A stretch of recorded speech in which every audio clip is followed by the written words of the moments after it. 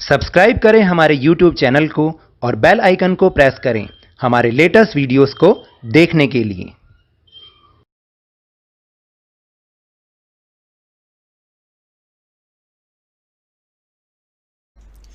Hello and welcome to Lavneesh Sir की class. This is Directorate of Education GNCT of Delhi's worksheet number 14, and it is only for class 8 students. It has taken from the subject Social Science History, and we will learn and understand chapter number 2 in this worksheet. And in this worksheet we'll also learn and understand the topic claim to paramountcy and the doctrine of labs. तो देखिए, as you all know कि last worksheet में भी हमने यही समझा था कि किस तरह से ईस्ट इंडिया कंपनी डायरेक्ट और इनडायरेक्ट मेथड से इंडिया के बहुत सारे लैंड पर अपना उसको कैप्चर करती जा रही थी, उसको कंट्रोल करती जा रही थी।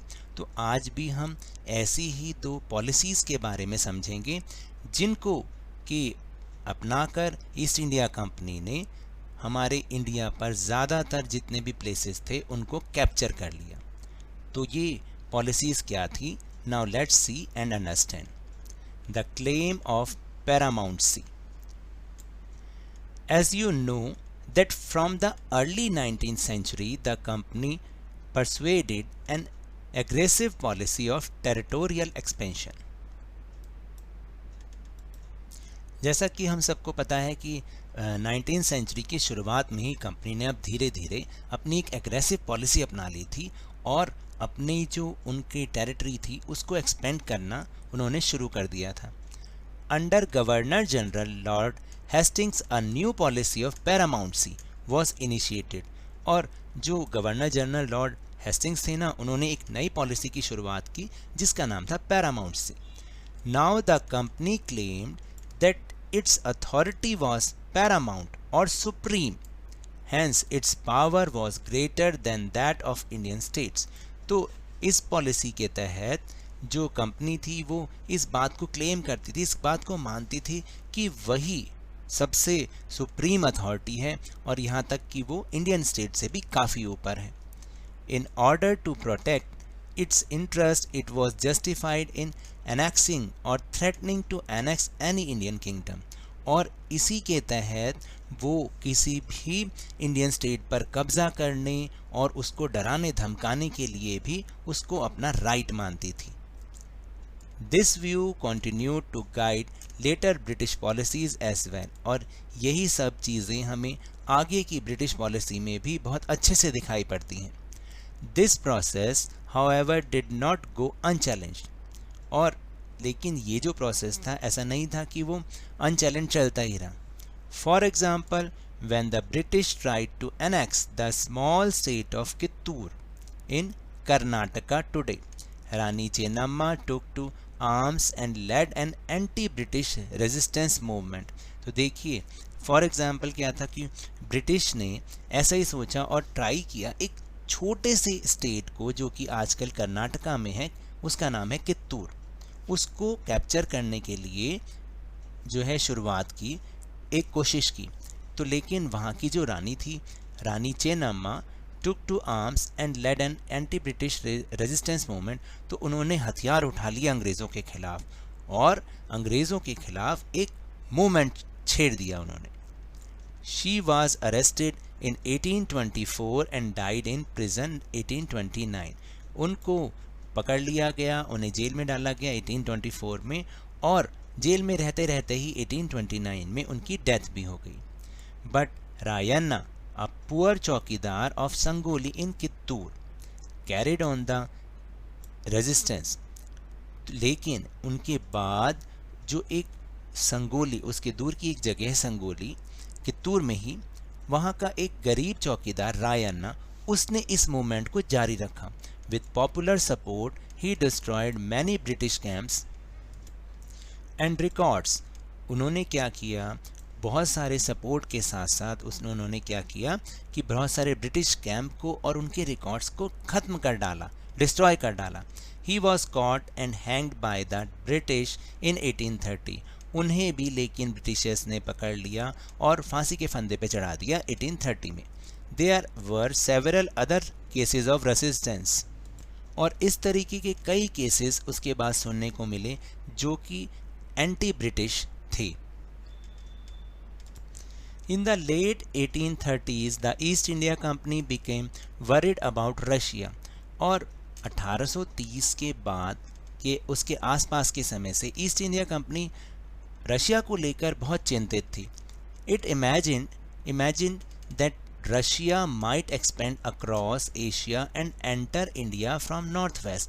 क्योंकि उसको ये डर था कि धीरे धीरे जैसे जैसे रशिया का जो इफ़ेक्ट है जो वो धीरे धीरे बढ़ता जा रहा है और वो कहीं पूरे एशिया में वो कहीं इतना ना बढ़ जाए कि वो नॉर्थ वेस्ट की तरफ से इंडिया में वो एंटर हो जाए और इंडिया को भी अपने इफ़ेक्ट में ना ले ले। Driven by this fear, the British now wanted to secure their control over the northwest। और इसीलिए इसी डर के कारण अंग्रेज़ जो है वो नॉर्थ वेस्ट पर भी अपना कब्ज़ा करना चाहते थे। They took over Afghanistan in 1842, Sindh in 1843 and Punjab in 1849। तो देखिए नॉर्थ वेस्ट की तरफ अफ़गानिस्तान भी है, सिंध भी है जो कि अब पंजाब में है, पाकिस्तान में है, और पंजाब भी नॉर्थ वेस्ट की तरफ है। इन तीनों पर ईस्ट इंडिया कंपनी ने कब्ज़ा कर लिया, उसको कैप्चर कर लिया। इसके बाद next topic is the doctrine of lapse, यानी इसका मतलब है विलय नीति, किसी को अपने में मिला लेना। The final wave of annexations occurred under Lord Dalhousie, who was Governor General from 1848 to 1856। यानी ये जो कब्जा करने की जो उनकी पॉलिसी थी, किसी को ज़बरदस्ती अपने अंदर मिलाने की पॉलिसी थी, ये 1848 से 1856 तक चली। और इस पूरे टाइम पीरियड में जो लॉर्ड डलहौजी थे वो governor general East India company के बन के आए थे। He devised a policy that came to be known as the doctrine of lapse. उन्होंने एक पॉलिसी बनाई जिसका नाम डॉक्ट्रिन ऑफ लैप्स के नाम से हम उसको जानते हैं। The doctrine declared that if an Indian ruler died without a male heir his kingdom would lapse. यानी अगर कोई इंडियन रूलर मर जाता है और पीछे उसका कोई भी मेल, हेयर का मतलब होता है उसका वारिस, अगर ना हो तो उसका जो किंगडम है वो लैप्स हो जाएगा, यानी वो किस में मिल जाएगा, ईस्ट इंडिया कंपनी के किंगडम में ही मिल जाएगा। That is becomes the part of company territory, यानी वो कंपनी टेरिटरी का ही एक हिस्सा बन जाएगा। One kingdom after another was annexed simply by applying this doctrine. और इस पॉलिसी को अपनाकर एक के बाद एक किंगडम वो वो ईस्ट इंडिया कंपनी के एम्पायर में मिलना शुरू हो गए। उसकी जो टेरिटरी थी उसके अंदर उसमें उनको मिला दिया गया। सतारा 1848, Sambalpur 1850, Udaipur 1852 and Nagpur 1853 and Jhansi 1854। Finally, in 1856, the company also took over Awadh. और अंत में क्या हुआ कि 1856 में कंपनी ने अवध पर भी अपना कब्जा जमा लिया।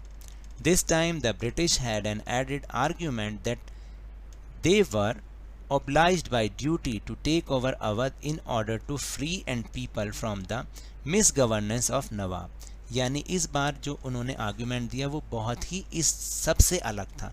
उन्होंने लोगों को ये बताया कि वो जो नवाब की मिस गवर्नेंस है उससे उनको छुटकारा दिलाना चाहते हैं।